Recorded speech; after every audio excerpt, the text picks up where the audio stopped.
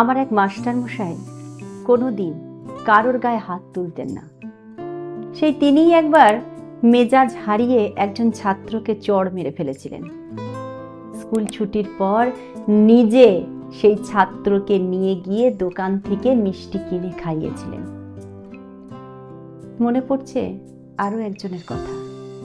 বাড়িতে সব সময় কয়েকটা বাড়তি ছাতা রাখতেন। বৃষ্টির দিনে টিউশন পড়তে আসা ছাত্রছাত্রীদের জনে জনে জিজ্ঞাসা করতেন ছাতা আছে কিনা। না থাকলে দিয়ে বলতেন, জানি তোদের বৃষ্টিতে ভিজতে ভালো লাগে, কিন্তু এই সময়টা ভালো না, ভিজিস না, ছাতাটা নিয়ে যা, সামনের দিন নিয়ে আসিস।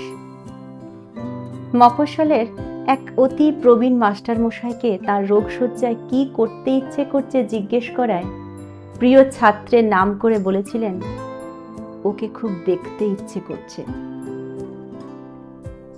স্কুলের সাথে বেড়াতে গিয়ে অসুস্থ হয়ে পড়া ছাত্রীর মাথার কাছে বসে রাত জেগেছিলেন যে স্যার, কিংবা স্কুলের মাঠে খেলতে গিয়ে চোট পাওয়া ছাত্রকে নিয়ে হাসপাতালে দৌড়েছিলেন যে মাস্টার মশাই, তাদের তখন আলাদা আলাদা নাম ছিল হয়তো, কিন্তু আজ এতগুলো বছর পেরিয়ে এসে মনে হয় তাদের একটাই পরিচয় ছিল, শিক্ষক।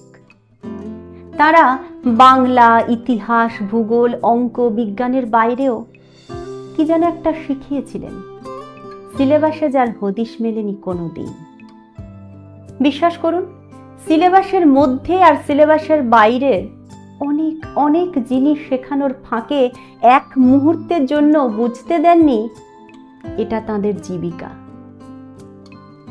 ছাত্রের কাছে হেরে গিয়ে যে শিক্ষক আনন্দে কেঁদে ফেলেন, কিংবা ছাত্রকে শাস্তি দিয়ে যে শিক্ষক নিজেই কষ্ট পান, শিক্ষকতা শুধুই তার জীবিকা হতে পারে না।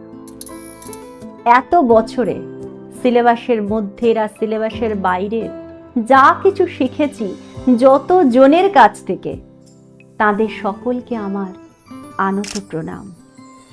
যা কিছু শিখতে পারিনি তার দায় পুরোটাই আমার।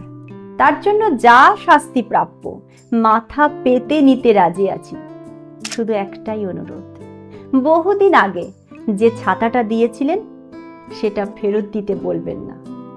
আপনাদের দেওয়া ওই ছাতাটার আজও বড্ড দরকার, সময়ে এবং অসময়ে। শুধু ওই ছাতার আশ্রয় পেতেই সারা জীবন আপনাদের ছাত্রী হয়ে থাকব। ভালো থাকবেন স্যার, সুস্থ থাকবেন সবাই।